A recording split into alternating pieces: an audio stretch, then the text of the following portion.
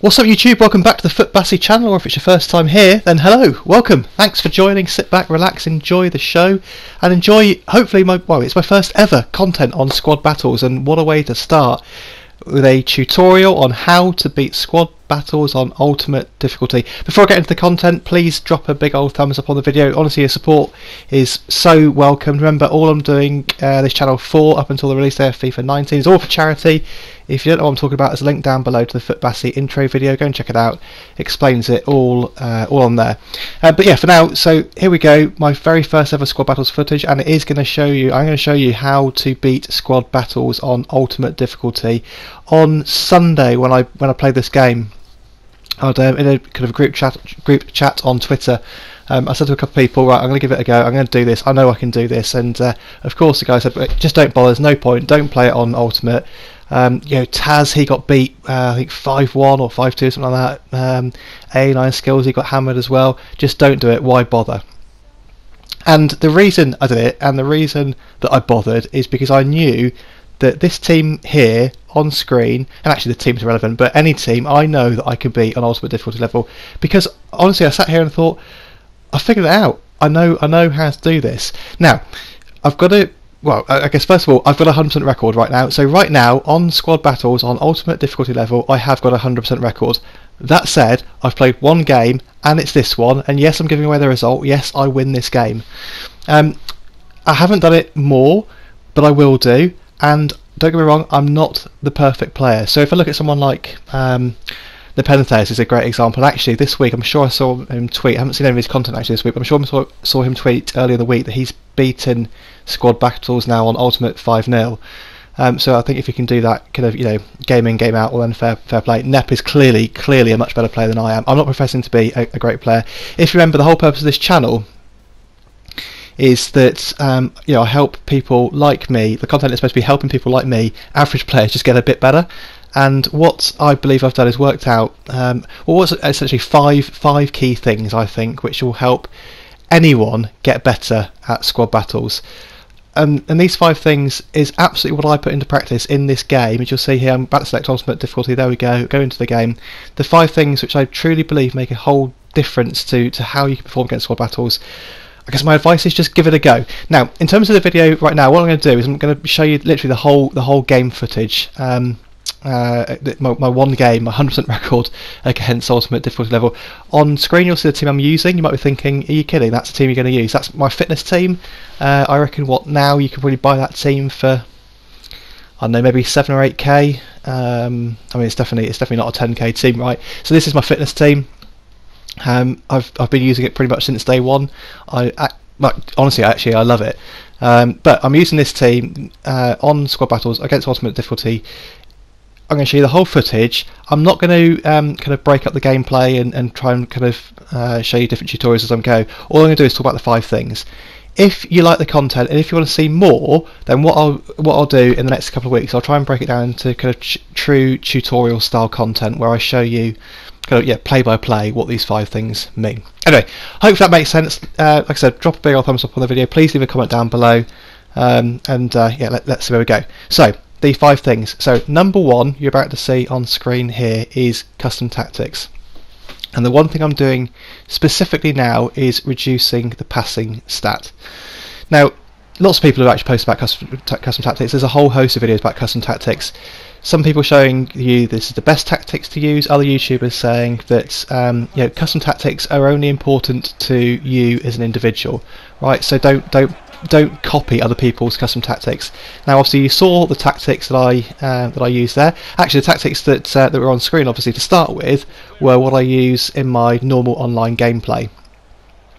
Copy them if you want to. Don't copy them, whatever. I'm probably in the camp of copying people's custom tactics is not the best idea because they have to work for you. The one thing that you do need to copy is what I did, and that is reduce the passing stat. So both your passing stats, the build up play and the other one, have both of them down low. So I play with them both on 35, 36. Just reduce them. Now, if you don't know what that means, or if you don't know what effect that has, the best way of explaining, or the best way of kind of seeing actually what it does on that build-up play passing stat that I reduced, is when you have a goal kick. So if you have a goal kick and you have your passing stat on, say, I don't know, 60, your fullbacks will be somewhere in the middle of your half. If you reduce it down to 35, like I've just done there, your fullbacks will be pretty much in line with the edge of the 18-yard box, the penalty area, right?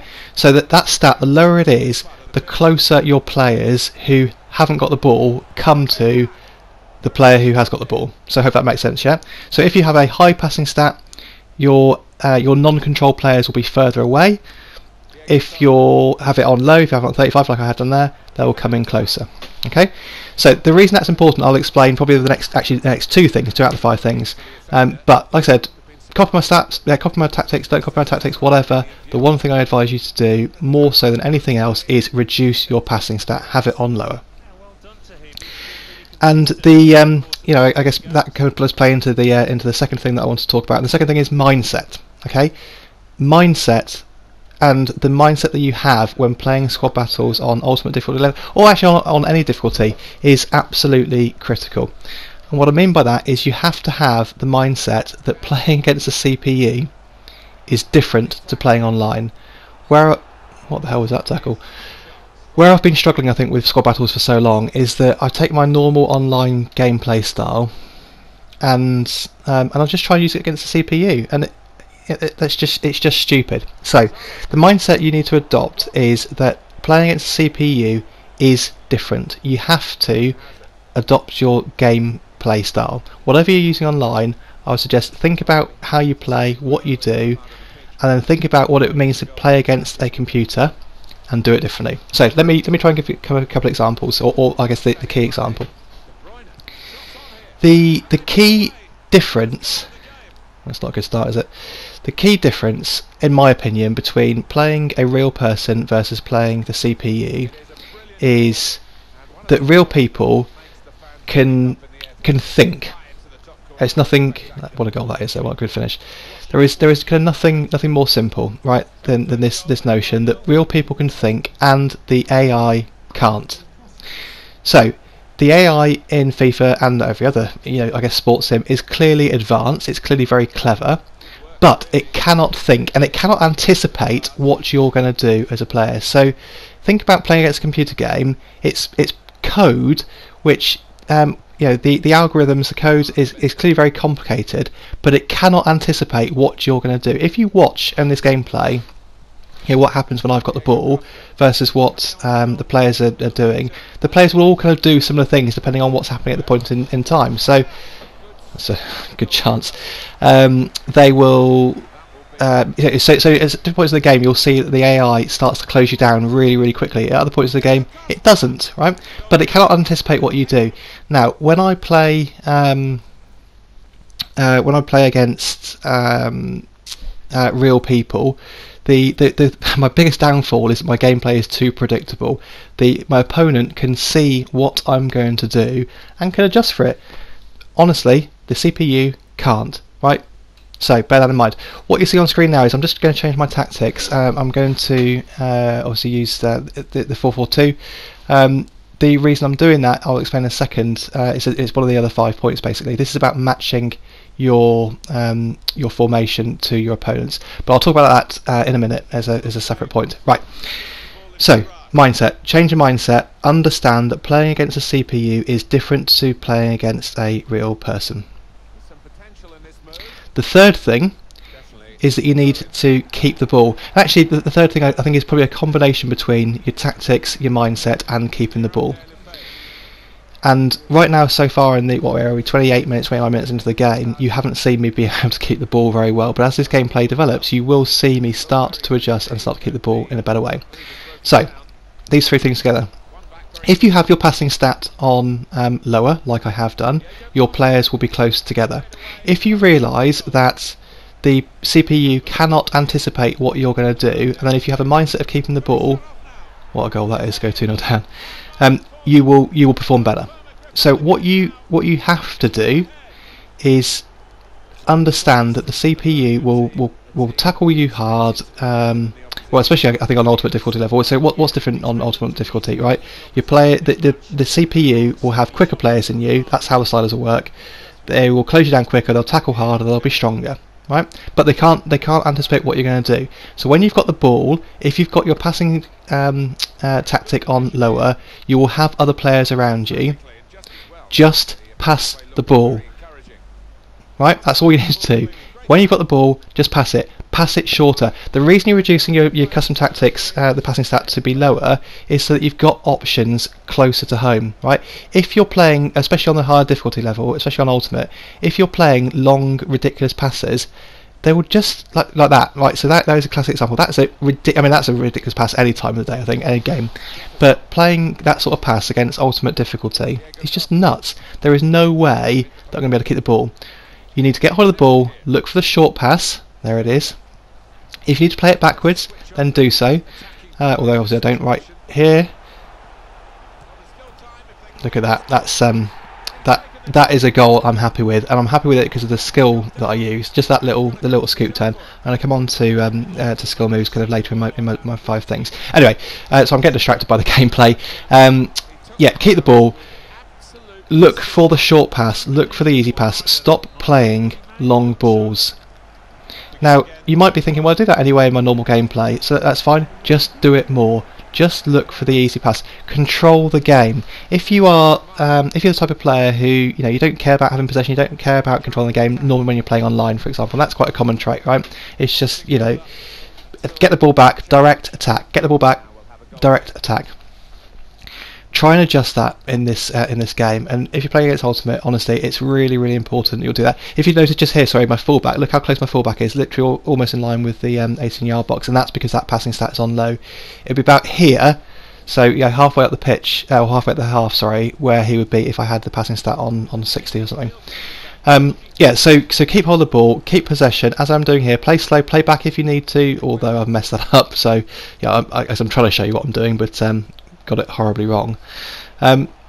Look for the easy pass, look to keep the ball, control the game. Even though that's not your natural style online, don't let the CPU control the pace.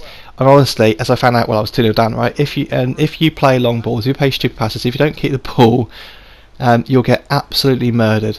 So someone said to me actually on Twitter when I said I was going to play this game on a Sunday that the problem with playing against ultimate difficulty is if the opponent if the CPU gets the ball, they'll score.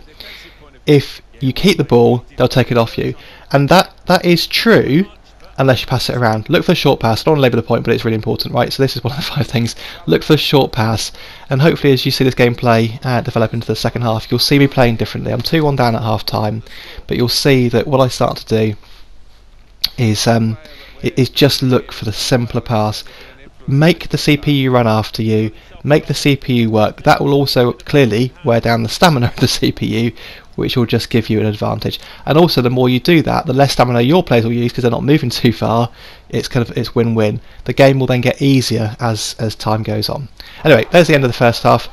We'll also move into the second half in a second. Let me move on in terms of the next couple of things. Just actually, before I do that, look at the stats there. So it's relatively close, I guess, in terms of possession, but it's not good enough. It's not good enough, I think, that I've let the CPU have just over half the possession. They've had more shots. They've missed a target. I think that's maybe, I guess you could argue that's luck. But the issue here is I will not beat the ultimate difficulty level. I think I'll even beat legendary difficulty if I only have 49 possession. I've got to have more of the ball. Okay, so let's move on and talk about the other 2 things. Actually, I've already mentioned them briefly already. So one is about matching the formation and one is about skill moves. So matching the formation. Now I've talked about this actually in a different video when I was talking about online play and the I guess the value of doing this.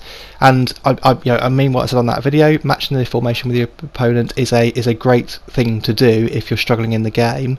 But actually against the CPU, it's more important and it's more effective. Now I don't always do it from the start. Do you know what I'm kind of thinking maybe I should do? But if I'm not getting my own way in the game, if I'm not dominating it, then I do change the formation. That was close. I do change the formation to match the opponent, and the reason why is this. So if you're playing a different formation to the opponent, that will have pros and cons for both teams. So for example, if you're playing, I don't know, maybe my favourite formation in game, 4-1-2-1-2 narrow, so if that's the formation you're using and you're playing against a 4-3-3-4, for example, which is probably my least favourite to play against, just really simply, the pro that I would have is that I will be able to control the central midfield more, because I've got, one extra player in central midfield. That was close as well. And the advantage that the opponent would have is that they would have, I guess, probably more joy down the width because they've got the two wingers. Right? That's on a very simple level. Now that kind of becomes a bit more extreme if you play like I do. So my favourite formation to use is a 4-1-2-1-2 narrow. What that means is that my only width comes from using my fullbacks, and I do like to use my fullbacks. Actually, my whole gameplay is more often than not based on, or it starts my fullbacks. When the ball's my keeper, I like to use my fullbacks. And what I typically do, and again it's kind of predictable, but I play the ball short to my fullback. I normally play that in the side, then play it back to my fullback. I break down the wing, and then I get my fullback into the opponent's half, and I get the ball back into the into the box somewhere. Sometimes I'll take my fullback all the way down the wing and cross it, but typically I use the fullback in the opponent's half to get the ball around their penalty area. Now if I'm playing a 4-1-2-1-2 narrow against a 4-3-3, or any 4-3-3, or any wide formation actually, the issue I've then got is that if they break and they've got two wingers, and I've used my fullback going forward, I've got a huge gap. Now of course what happens is my AI covers that gap by pulling out one of my centre backs a little bit wider to go and cover the wing. So that's fine, but of course what that means in turn is that I've then got, remember that skill move, what that means in turn is I've got a one-on-one situation. So I've pulled one centre back out, or the AI pulls one centre back out to the wing to cover where my fullback isn't. They've then got a striker against my centre back in the middle.